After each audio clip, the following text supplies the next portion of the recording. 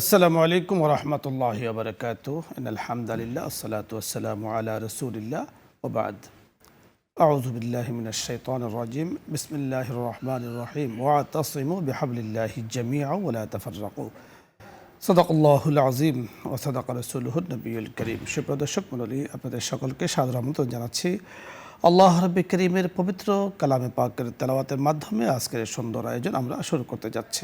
ইসলাম প্রতিটি মানুষের যোগ্যতাকে মূল্যায়ন করে। ইসলাম মানুষের যোগ্যতাকে এমনভাবে মূল্যায়ন করে যে তার জন্য মহা পুরস্কারও ইসলামে ঘোষণা করা হয়েছে। আল্লাহ রাব্বুল কারীম পবিত্র কালামে হাকিমে শুরু দিয়ে বলেছেন, উলাইকা আলা হুদাম মির রাব্বিহিম ওয়া উলাইকা হুমুল মুফলিহুন। যারা আল্লাহ পাকের হুকুম মেনে চলে তো আল্লাহ তাআলা তাদেরকে মহা পুরস্কার দেন যে তারা রব্বে কারীমের পক্ষ থেকে হিদায়াতের উপর আছে এবং তারা সফলকাম। একজন মানুষকে সফলতার উচ্চ শিখরে অধিষ্ঠ হওয়ার জন্য অনেকগুলো মাধ্যম ধাপ অতিক্রম করতে হয়। তার মধ্যে একটি অন্যতম ধাপ হলো যে দায়িত্বশীলতার পরিচয় দেওয়া। একজন মানুষকে আল্লাহ তাআলা অনেক দায়িত্ব দিয়েছেন। আল্লাহ পাক আমাদেরকে প্রথমত দায়িত্ব দিয়েছেন যে ঈমানের মতো দৌলত আমাদেরকে দান করেছেন এবং দায়িত্ব দিয়েছেন যে এই ঈমানের উপরে অটল অবিচল থাকার জন্য, ঈমানের পথে মেহনত করার জন্য, ঈমানকে তরুতাজা করার জন্য। তাই এই ইসলামে দায়িত্বশীলদের সম্মান এবং মর্যাদা নিয়ে চমৎকার আলোচনা রয়েছে। আজকে আরও বিস্তারিত আলোচনা করবেন বিশিষ্ট ইসলামী চিন্তাবিদ, মিডিয়া আলোচক, খ্যাতিমান আলিমুদ্দিন মুহাদ্দিস মুফতি রুহুল আমিন কাসেমি, খতিব, কাউলার বাজার জামে মসজিদ, দক্ষিণখান, ঢাকা। সাথে আছি আমি আমজাদ হোসেন হেলালি। আসসালামু আলাইকুম রাহমাতুল্লাহ। ওয়ালাইকুম আসসালাম ওয়া রাহমাতুল্লাহ। হযরত কেমন আছেন? জি হযরত ভালো আছি আলহামদুলিল্লাহ। আপনার কাছে আমরা জানবো যে দায়িত্বশীল অনেক বড় একটি বিষয়।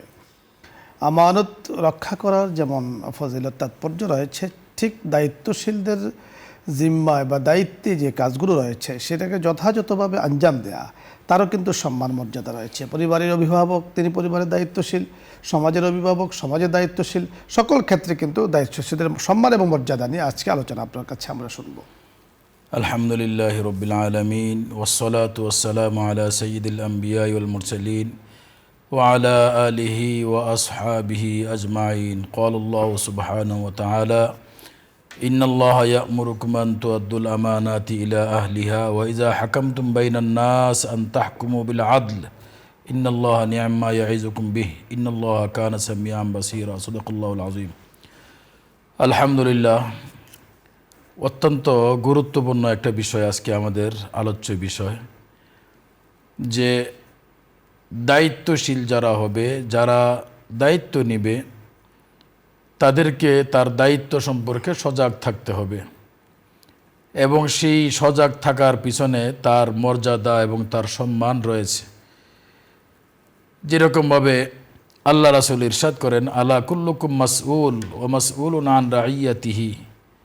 আমরা কিন্তু প্রকারান্তরে প্রত্যেকেই আমরা দায়িত্বশীল, প্রত্যেকেই তার অধীনস্থর উপরে তাকে কর্তা বানানো হয়েছে, তাকে দায়িত্ব দেওয়া হয়েছে। তার অধীনস্থ যারা আছে তারা ঈমান, আমল এবং সর্বকর্মক্ষেত্রে তারা সঠিকভাবে চলতেছে কিনা, তাদের প্রয়োজনগুলো পূরণ হচ্ছে কিনা, তাদের ভালো মন্দ সুখ দুঃখ এই সব কিছুর খোঁজ খবর রাখা তার উপরস্থ যিনি আছেন তিনি তার জন্য দায়িত্বশীল। এবং প্রত্যেকে বড় তার ছোটর উপরে দায়িত্বশীল, বড় তার ছোটর সমস্ত কিছু জানবে, বুঝবে এবং সেই অনুযায়ী তিনি ব্যবস্থা করবে।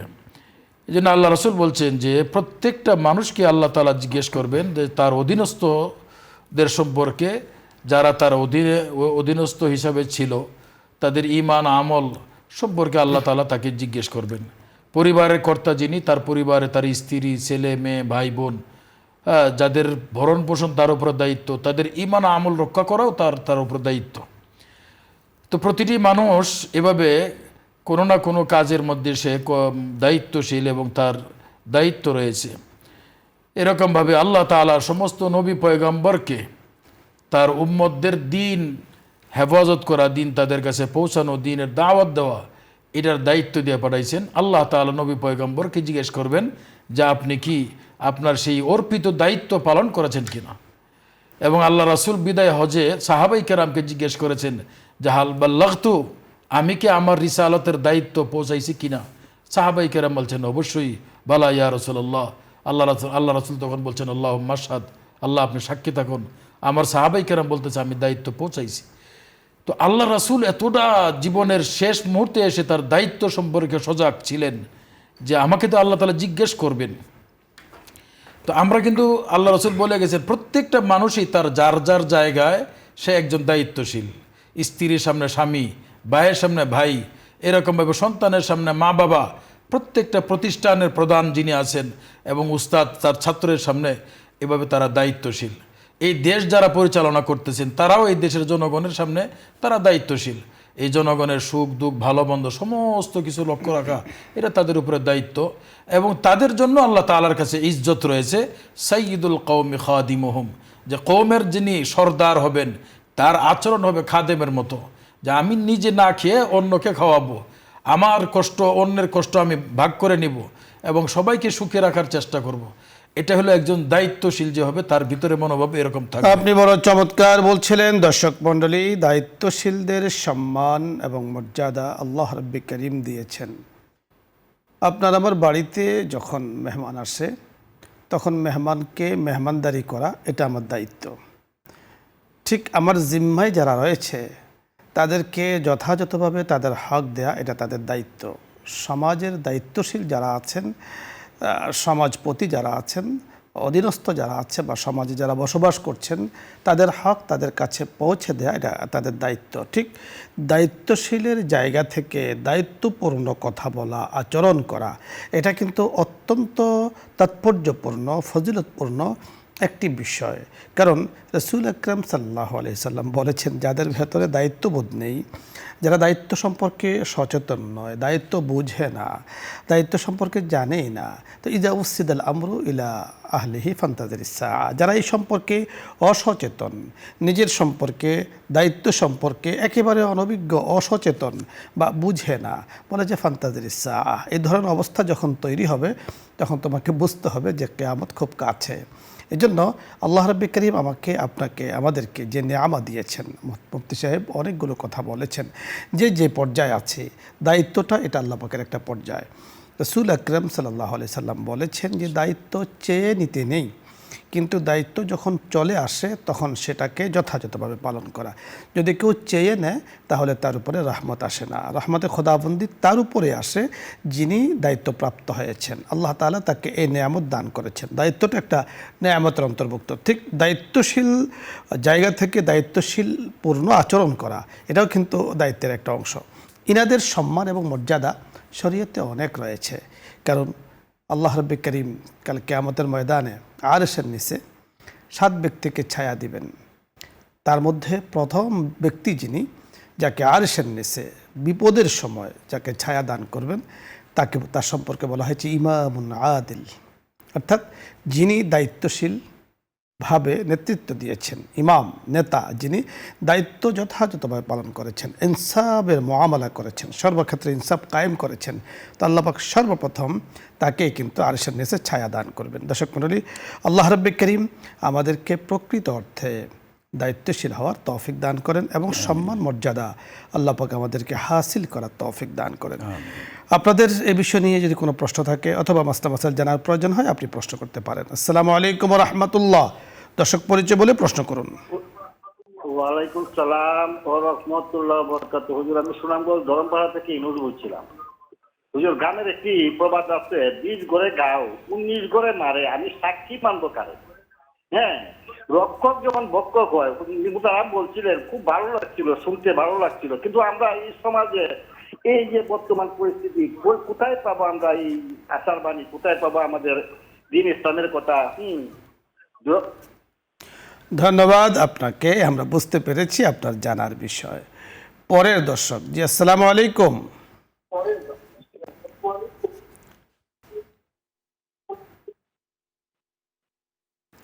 দর্শক শুনতে পেয়েছেন, প্রশ্ন বলুন। ওয়ালাইকুম আসসালাম ওয়া রাহমাতুল্লাহ। বলুন।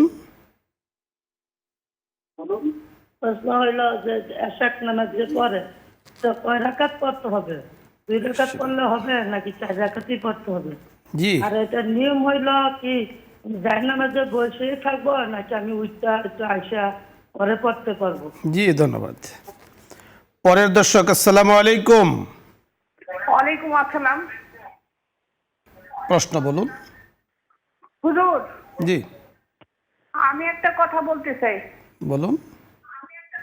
আমার প্রতিবেশী একজন তার শ্বশুর ওই কুরবানি দিছে, একটা কুরবানি, এক ভাগ কুরবানি দিছে, বউরে দিছে। বুড়ি টুক চাইছে, বুড়ি টুক দেয় না দেখে তাইতে বউ শ্বশুরে বলে যে ওর মুখে, ওর বুড়ির মুখের মধ্যে ফুটা দিব, বুড়ার মুখের ভিতরে মুইটা দেবো। এটা কি বলা ঠিক হয়েছে? একেবারে ঠিক হয় নাই, ধন্যবাদ। আমরা কথা বলছি। পরের দর্শক, জি আসসালামু আলাইকুম।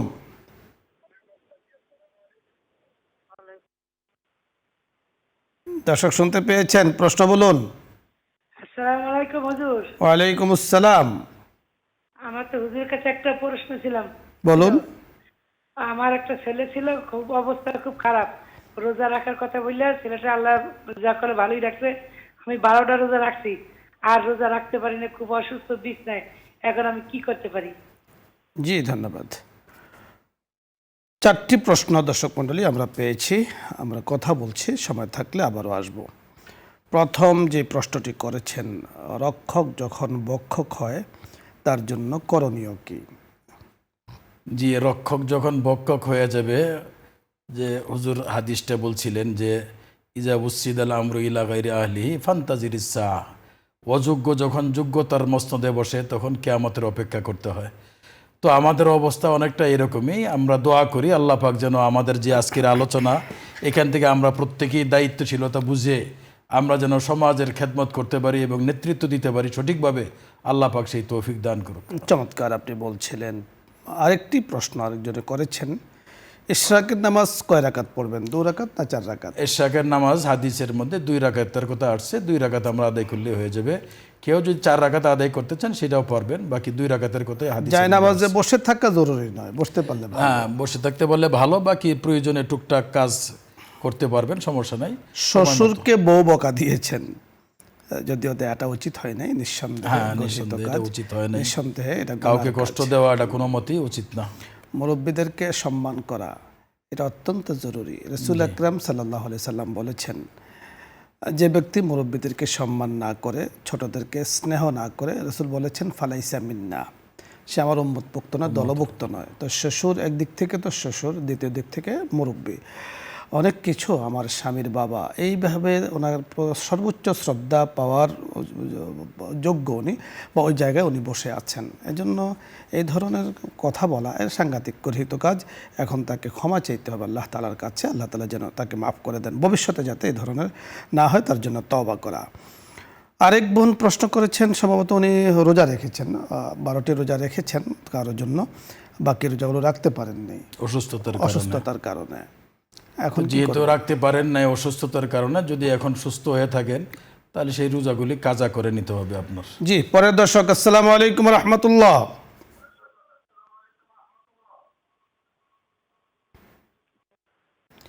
দর্শক শুনতে পেয়েছেন? প্রশ্ন বলুন। ওয়ালাইকুম আসসালাম রাহমাতুল্লাহি ওয়া বারাকাতুহু। হুজুর, জি বলুন। আমি বলতেছি মোহাম্মদ ইকরামুল হক, জি বামনডাঙ্গা গাইবান্ধা থেকে বলছিলাম। হুজুর, আপনারা ভালো আছেন? হুজুর আলহামদুলিল্লাহ, আল্লাহ তাআলা ভালো রেখেছেন। আমি কতদিন পর লাইন পাইলাম হুজুর, খুব চেষ্টা করি লাইন। প্রশ্ন বলুন। প্রশ্ন হচ্ছে, আমি আমার শ্বশুরকে আব্বা বলি। শ্বশুর আপনার আমাদের এখানে হুজুর বলেছে না, শ্বশুরকে আব্বা বলা যাবে না। এটা হাদিসে কি বলে, পুরা হাদিসে কি বলে আমি একটু জানতে চাই। জি ধন্যবাদ। পরের দর্শক, আসসালামু আলাইকুম।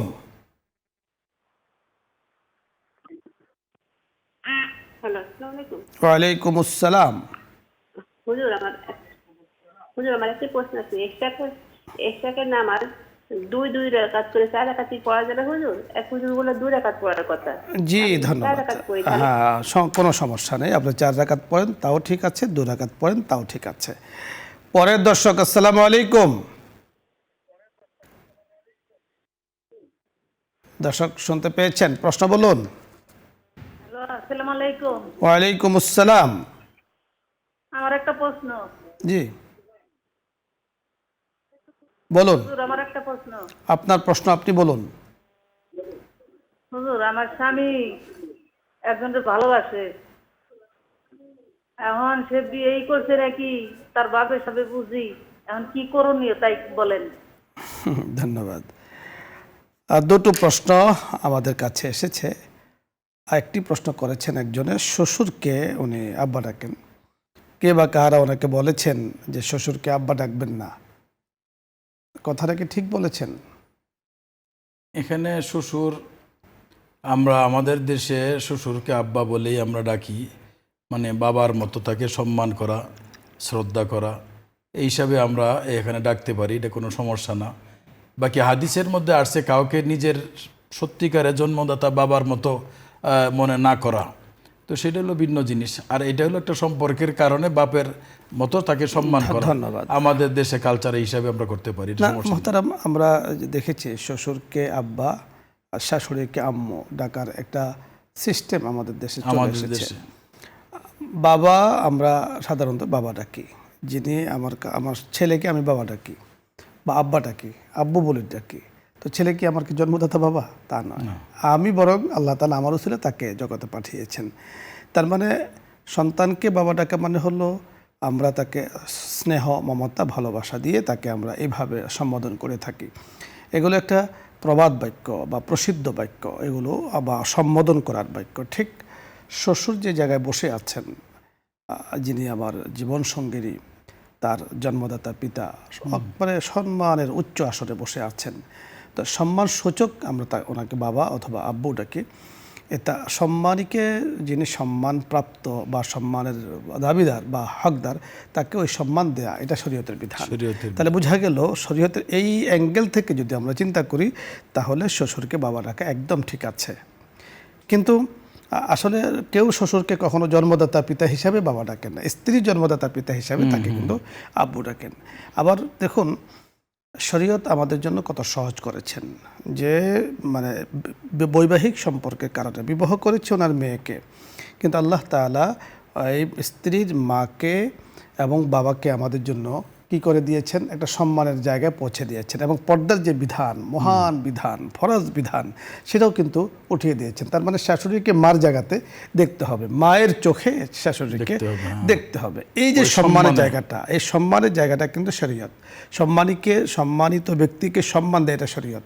তাহলে শাশুড়িকে আম্মু ডাকা আর শ্বশুরকে বাবা ডাকা, এটা শরীয়ত। আপনাকে যিনি বলেছেন, হয়তো বা উনি কোন অ্যাঙ্গেল থেকে বলেছেন সে তো উনি ভালো বলতে পারবেন, আমরা চেষ্টা করছি মূল বিষয়টি কথা বলার জন্য। আরেক বোন আমাদের কাছে জানতে চেয়েছেন যে স্বামী হয়তো বা অন্য জায়গায় তার সম্পর্ক রয়েছে, ওনার জন্য কি করণীয় এখন? হ্যাঁ, অন্য জায়গায় সম্পর্ক রাখা এটা তো হারাম সম্পর্ক বোন। তো তার জন্য আল্লাহ পাকের কাছে দোয়া করা এবং তার সঙ্গে সুন্দর ব্যবহার করা, যাতে করে তিনি আপনার প্রতি আকৃষ্ট হয় এবং তার খেদমত পূর্ণভাবে করা। আর আল্লাহ তাআলার কাছে দোয়া করা, আল্লাহ পাক যেন তার মন মানসিকতা আপনার দিকে ঘুরায় দেয় এবং তার চিন্তা চেতনার ভিতরে খারাপ জিনিসটা যেন কোনোভাবে না আসে, সেই জন্য আল্লাহ পাকের কাছে দোয়া করা।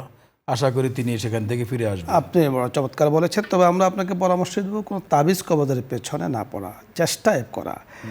আমাদের এক বুজুর্গ একটি ঘটনা আমার কাছে মনে পড়েছে, আপনাদের জন্য দর্শক মণ্ডলী আমরা বলছি, যে স্বামী গিয়া এক হুজুরের কাছে বলেছেন যে আমার স্ত্রী তো কথা শোনে না, কি করা যায়?